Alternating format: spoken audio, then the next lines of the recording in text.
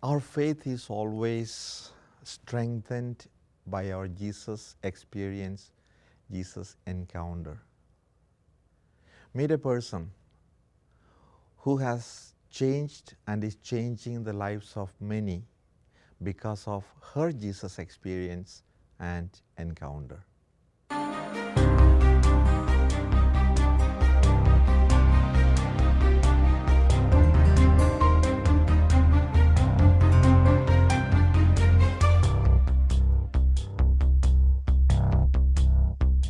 Welcome to Wordnet Productions.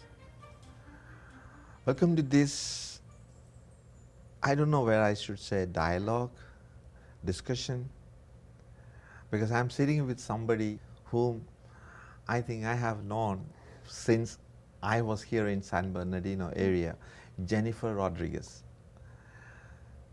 You definitely have inspired me, Jennifer, as a priest, as a friend. My first question would be, you have been close to the Catholic Church, you have been involved with many ministries in the church. What is it that attracts you to being so involved with the church and church ministries? One of the things that attracts me is just the community, the people that we serve, the friendships that develop because of serving, being inspired by other people and their faith, and just wanting to share with them. Like, that is definitely something that attracts me to serving, and it's fulfilling, you know. How it all started? In my childhood, our family, everything that we did really revolved around our faith. I had great examples of faithful men and women from the time that I can remember, and our daily lives were very much involved in the church. They were connected. You couldn't separate one from the other. And so at a small age, I would see my mother, my grandmother, my grandfather in ministries. You know, my grandparents were Eucharistic ministers. My grandmother was a religious ed teacher, and so was my mom. So those seeds were planted. But getting into like my teenage years and young adulthood, early 20s, it was, I went to Mass, but there was still a little bit of a disconnect. And it was, and I would say my mid-20s, we were at Christ the Redeemer, and it was, you know, they were prepping for the new school year, religious education. And my sister at the time had 2 boys, and she had volunteered to teach the older ones class. They didn't have any teachers. And she asked me, you know, Jennifer, do you want to teach David's class? And I said, no, I don't. No. And she says, well, you know, consider it, like really think about it. And I said, no, I thought about it, and I don't want to. I, at that time, couldn't see the value in it for me. I thought, I don't have any children. Like, I don't want to get there early on Saturday or Sunday morning and teach a class. Like, I want to go out and have fun on Saturday night. You know, my responsibilities, I don't have any, and I liked that. So it was about over the course of a month, and my sister would ask me. She was persistent in asking, and I was persistent in saying no. and it's kind of funny, excuse me, at one point, you know, I would see her name come up on my cell phone, my caller ID, and I would ignore it because I knew she was going to ask me. And it was a Sunday morning after Mass, and I was going into Target to do my shopping, and she called. And of course, I'm excited. She's my sister. I love her. And I just answered the phone quickly. I know how both of you, yes, how you know close my both sister. of you are. And so just, I'm excited to see her and talk to her. I you know, answer the phone, and as soon as I did, I was like, she's going to ask me. And she did. And she said, you know, they don't have a catechist, and classes are starting. Really, will you consider? And so I said very reluctantly to her, I'll do it. Like, I didn't want to do it, but I wanted her to stop asking me. And so I said, fine, I'll do it. And it's kind of funny the things that happened after that, because like I said, I was on the freeway and getting to the exit, and off the off-ramp, there's a light. The light turns green. That happens, you know, there's not a whole lot of thought into that. And then every light, every intersection on the way to Target after that was You a get green green. light. And I'm driving, I'm like, you're funny. Am I making more of this than it needs to be or not? But I just thought it was interesting, you know? I get to Target, the parking lot's full, it's Sunday, everybody's there, and there's no parking. And so I'm going up and down the aisles, and then finally this car pulls out, like right in front. And I look and there's no one waiting, and I'm like, thank you, you know, and I pull in, and the rest of that day just went beautifully. And I thought, okay, maybe this is God just telling me, like, hey, I got you, and I'm with you, you know. And I just took it that way, as a message, just saying you're going to be okay, because I was scared too. The class that David was in, he was making his reconciliation, so that's what I would be prepping for. And I was reluctant because at that time, you know, naturally I would go with my class to their first reconciliation, and that was going to be my second reconciliation. I hadn't been since second grade. So looking back, obviously, you know, God always knows what He's doing, and He always has a plan, and that was a path that I needed to be on. You know, I needed to go to confession. I needed to have that in my life, and that really changed a lot of things for me. Moving forward from that point, I began to say yes with less reservation when I was asked to do things at church and to be a part of things. And so my yeses became more frequent and, like I said, less reserved. I wanted to do things. I saw just things in a whole different light. You know, I talked about those building relationships, and I would say even like in our relationship and getting to know you and serving the church and prepping the children. Will it be wrong if I say that it is that experience that you went through that is fostering your faith even today, even when you have sometimes unpleasant experiences in the church? I would say yes. I think all of those experiences and saying yes to different ministries, and as I mentioned, building those relationships with people who are, you know, who share my faith, share some experiences, and just as I care for them, they care for me. You know, they want me to be on the right path. They encourage me to be on the right path. So when things are difficult, when I face challenges, I know that I have a good network of other people to help me see the path, to help me to know that, yes, sometimes we do have to carry a cross, and sometimes it's a little heavy, but they're there with me, they're praying me through it, they're encouraging me through things. You know, Jennifer, you probably have heard me also say at the church, which I keep repeating very often, struggles, problems will always be there in life. That has to happen. My simple example also would be, you know, look at what happens with the disciples. You know, they're going from one side of the lake to the other side, and they are being tossed about, and they are about to be drowned. And who is in their boat? Jesus Himself. What is He doing? Sleeping. And I asked the Lord, how could you sleep? And the boat is being rocked. I'm sure there's water coming into the boat. Still, the gospel writer says He was sleeping comfortably until He is woken up. Then He wakes up and stops the tempest. So it's very symbolic, you know. So things will happen, but to know that yes, He is there with me is our comfort, and it is our strength as well. So I understand when you say that it happens in life, and I do. It happens with everybody. I know you also began this Rosary group even before COVID, and you continue to do that. Yes. What inspires you to continue with that, and what brings people? I know there are new people joining you, requesting you for prayers, and you bring those prayer intentions to the Rosary. What inspires you to do that? So again, with this, I think that it goes back to these little seeds that were planted in my early childhood. You know, I remember praying the Rosary with my grandma and her sister and our family, and I can hear them praying in Spanish. And I was in love with the sound of them. They would, like I said, they prayed in Spanish.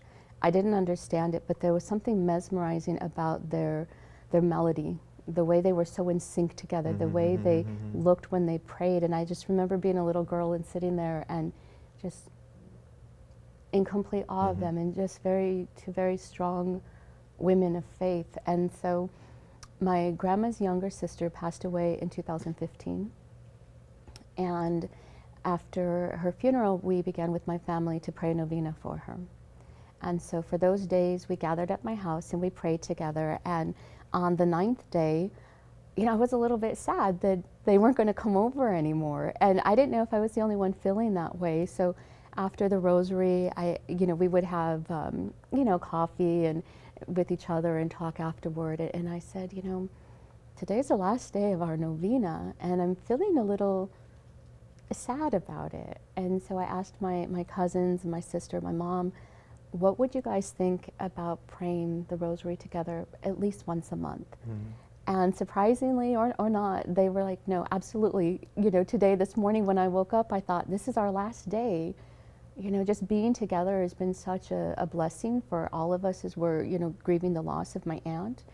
And so we agreed that day, we're like, okay, once a month we're going to pray the rosary. And so we would pray the rosary on the 4th Thursday of the month. And we started that, I think it was 2015. And, through the years, we would have other people join us, family, friends, co-workers sometimes, and just bring it up like it's an invitation. We do this every 4th Thursday, be there at 6:45. We start at 7, and that's what we did. And there wasn't always the same group of people. It would change, maybe somebody was that particular month really needed the extra fellowship and prayers. Exactly. And they would be there, or they would be there consecutive for a few months, and then they weren't. But like we were a constant. They knew where we were going to be and what we were going to do, and that we were going to pray together. So really our group of rosary, our rosary group began to grow. And so fast forward then to 2020, March, at this time I cannot remember the exact date, but I remember we're home, COVID, everyone had just been sent home, and I'm on my phone and I see an update from the diocese that masses were going to be canceled. And in that moment, I had just this overwhelming feeling of sadness to not be able to go to Mass. Like, we've never experienced that. If we didn't go to Mass, it's because we chose not to go to Mass. Not we couldn't go to Mass. And I felt very, very sad and a little bit overwhelmed at the thought of not receiving the body of Christ. And I cried a little, and I called my sister, and I wasn't expecting for my emotions to be like that. It kind of hit me by surprise. Like, it was just very overwhelming. Like, it was something I never thought about. And so I called my sister and I said, this is how I'm feeling it, and I don't know what to do. And so we just talked about it, and in our conversation, I said, well, how about if we pray the rosary tonight? She's like, okay, we can be on the phone. And I was like, well, what if we try it like on Facebook Live? And she says, we could do that. And so we each, we decided the time, and separately we started getting on our phones and reaching out to friends that we used to pray the 4th Thursday with, and some others. And, and we shared with them, like, why we're doing that. We just needed a connection to, it was the early days of being isolated and, not going out or doing anything. So we were stuck at home, and we didn't have that connection with other people. And I think I was missing that as well. And so that was our first rosary. And my intention at that time was to pray it that evening. And that was as far as my thought process went. We're going to pray it tonight because I feel that I need it now. And then... And now it has gone forward. So now we're in 2022. When we first started, we were praying every day because we weren't going anywhere. Yeah. Well, We couldn't go anywhere You because know, of and so COVID. we could pray every day. But it was funny that the next day I started getting messages. What time are we praying tonight? Are we praying tonight? What are we? And I was thinking, well, I was just going to do it yesterday, but okay, yeah, there's a need and there's a desire for community. You know, even if we couldn't see each other, we couldn't hear all of the voices, but when you see the number of people that are on, you know that you're not alone. And so, yeah, we began to pray every day together. And then now it's more or less twice a week, but you know, we continue to pray now the rosary. Thank you. Thanks for sharing that, Jennifer. I like to take you to a different level now, because you were involved with various ministries in the church, and then all of a sudden one day you decide to join in a trip to the Holy Land. And what happened in the Holy Land? So, of course, first I have to thank you for that invitation. Going to the Holy Land was never anything that was on my radar, which I find now kind of odd that as Catholics it's not something that we talk about, you know, walking where Jesus walked. But you, in 2000, it must have been 2013 was when the announcement was made that you were going to lead a pilgrimage to the Holy Land. And so within the different ministries that I was involved in, there was talk, there was buzz about it. Like, did you guys hear about it? Did you read it? Are you interested? And at that time, I was like, moderately interested. And so then I thought, well, you know, we just came off of several years of furloughs. I have tons of vacation, and I can afford it. I can do this. And so with those two thoughts, I signed up to go. And you know, we met I would say every other month or every 6 weeks or so. Preparing? In preparation for our pilgrimage. And we had a lot of faith sharing, a lot of talking about the places that we would visit it, what to expect when we get there. And probably the second meeting before departure, our tour leader, Maritza, came out and talked to us about the practical matters of pilgrimage. And I remember her asking the group, you know, go around, let's introduce ourselves and share why we've decided to go on pilgrimage, what brought us here. And so I'm like, okay. So we're going around and people are sharing, and some of them I'm noticing that they're getting very emotional about it, a little teary-eyed. It's something I've always thought about. This is my dream, it's on my bucket list, you know, and some with tears in their eyes. You know, even the sacrifice in preparing for this and to finally make that decision. And as it's getting closer to me, I just wanted to like slip out and go to the restroom and not be there because I felt very shallow. And my thought process was really, I have the vacation time and I can afford to go. And so there wasn't a whole lot of depth there. But I shared that I couldn't make something up, so you know that's what it was, and I felt a little awkward, but nobody made me feel awkward. It was just, you know, me. And I remember though Maritza saying, "This experience is going to change your life." And you and I've talked about that too, because at that time I just kind of mocked the comment, thinking, "Oh my, that's a little corny. It's a little dramatic. It's going to change my life." And I thought, okay, maybe in those moments, you know, there's going to be something I'm going to be, wow, I didn't expect that. I didn't realize that. I didn't know that, you know. So there's going to be moments, but I didn't think overall it would have such a profound impact as she kind of implied. And then we got there, you know, and even in those first days, I remember getting off the bus after leaving the airport, and we stopped. I think it's the Valley of the Pigeons. You probably remember that. And many kissed the ground that day. You remember? They did. Yes. And even at that point, I'm seeing them kissing the ground, and I'm thinking, wow, okay. You know, it's really now hitting me where we are. You know, I knew we were going, like in my mind I knew we were going, but I felt, you know, in the depths of me, it was really hitting me where we were. And you mentioned a moment ago about being on the stormy sea. And one of the days we were there, we went to sail on the Sea of Galilee. and we were on that large boat, and our group was just under 30. So, and that was beautiful because it was large enough to talk to different people and different perspectives, but it was also so intimate. And you know, it was a beautiful experience. But I remember being on the boat, and it was, we were there in early March, so it was spring. And it was a clear and beautiful day, and I just had a moment in the corner by myself, and that was, you were talking about those Jesus moments, that was one for me, because I just thought, this is where he calmed the sea. Exactly. This is where he reached out to Peter, and Peter's eyes were, yes, you know, fixated on Christ, and he could do anything. Yes. And in those moments, I just felt so grateful. You know, I felt so grateful for all the times that my eyes were fixated on him, and he was able to help me to do things that maybe I didn't want to, I didn't think that I could, I was scared to do. And that kind of even went back to teaching the religious ed class. Exactly.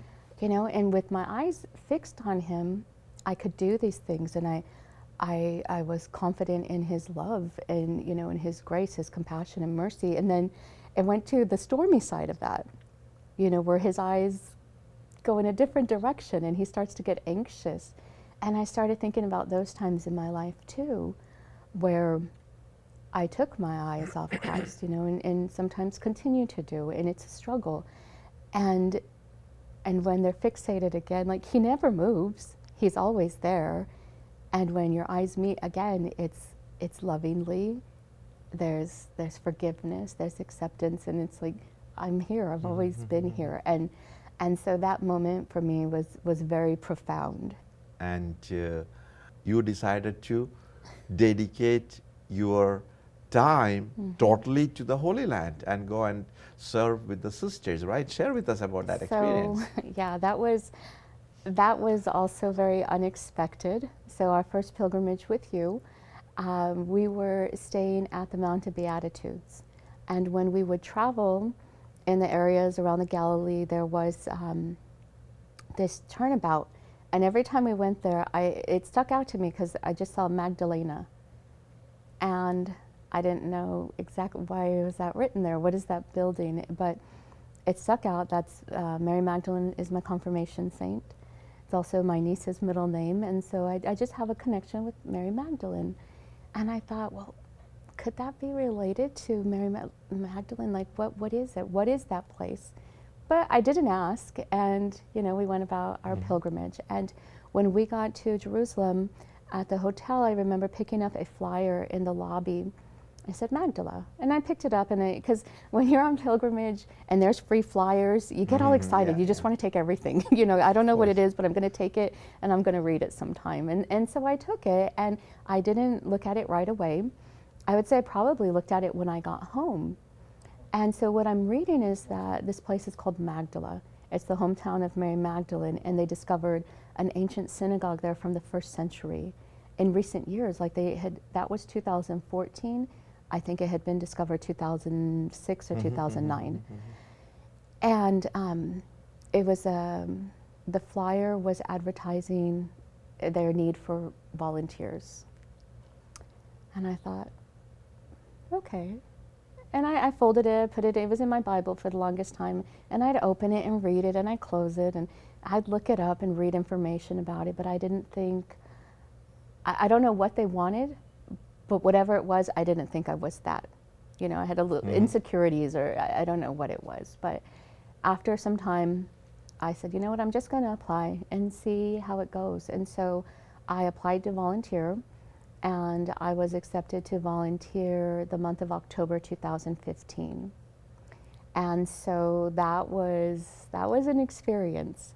And you even resigned your job? Well, not yet. That came a little bit later. That came later, yes. So I went for the month of October, and I volunteered at Magdala, which is the hometown of Mary Magdalene. And at that time, it was just an archaeological park with what they call the worship center. It was a church, basically, with 5 chapels on the top level and 1 below. And so I went. My duties were varied. I was working in the gift shop. I was cleaning bathrooms at the Duke and Altum, and that was quite a contrast to what I did at home. Exactly. And it was humbling. It was a humble experience, but I kind of thought, okay. And they were, my friends that I met there, they would kind of laugh, because at that time I used to always have my nails done, and very, I was very girly, as you would say, and there I was cleaning the restrooms, and they kind of laughed a little bit, but I was like, okay, I need to think of this differently. Like, we are preparing this place for the pilgrims that are going to visit here and to have a wonderful experience. And I found a lot of joy in it. And so after a month, I came home, and I didn't tell anyone right away, but in those weeks there, I knew that I wanted to go back. And so I slowly began to prepare, not sharing with my family yet, that I was going to go back to Israel. And so I began to kind of try to get my finances in order, my house in order, slowly cleaning things out, and nobody really knew why. And then a few months before, I shared with my family I was going to leave my job and dedicate a year to being over at Magdala. And a lot of people met that decision with some of them fear for me, and I was like, well, I'm doing it. You shouldn't be scared, I'm making this sacrifice. I know full well what I'm doing. It is a sacrifice too. I had a great job, and I had a home and all of these things, and I had to figure out how am I going to maintain that and be overseas. And even my dad, he says, Jennifer, this is crazy. Yeah. And I said, Dad, for me, crazy is sitting at my desk every day looking out the window and nothing, I'm missing something. I really feel that I'm missing something. Okay. And so I spent 2017 at Magdala, and I was managing the gift shop and the coffee shop and the visitor center. We had volunteers from all around the world, all different ages, backgrounds, faith backgrounds, cultural backgrounds, all brought together for different reasons, but there was this curiosity and this willingness to serve. And I did that for a year, and it was the best decision, a hard decision. I missed a lot at home, but it was one that I wouldn't trade. And again, you talk about those little seeds, or I was bringing in the little seeds that were planted, and I would see these pilgrims, come from all around the world to visit these places. And then coming home, everyone would ask my experience. By that time, I had been back and forth, 6 or 7 times. And I couldn't get enough of it. And I didn't know why, but I wanted to be there. I had a break. I wanted to be there. I wanted to be there. I always tell, after I have had this experience of once going to the Holy Land and being there in the place where it all started, if we can say the movement of Christ, which all started, it's a life-changing experience. It's definitely a moment where things become alive, that what we have heard from others, what we have read in the Bible, everything becomes so alive and become active right in front of our eyes, of your eyes. And so I would suggest everybody out there, those who are listening to this sharing of Jennifer, so also of mine, that if you get a chance, please do go to the Holy Land. It's a lifetime of experience, and it is going to strengthen our faith in Christ and everything that He has said and He has done and He has lived. So do that whenever you can, and if possible, there's a chance. Jennifer, thank you so much for sharing your faith journey, your faith experience. And I'm definitely sure that people who have listened to this show are going to love it. They are going to resonate with your life. Thank you. Because your life is not anything that is too different from others as well. We all go through a very similar situation. Only it differs the way we deal with it, we face it. And you have done it with the help and the gift of the Lord. Absolutely. And I think you have benefited from that as well. And I'm sure you will also benefit from that sharing. Thank you so much for being with us. Please let's pray for one another. Let the Lord continue to bless us, bless our families, bless our children. And let us make sure that if possible, we shall walk the footsteps of the Lord in the Holy Land. Be blessed, take care, and may the Blessed Mother, who stood by her Son all the time, stand by you constantly. Blessings and thanks.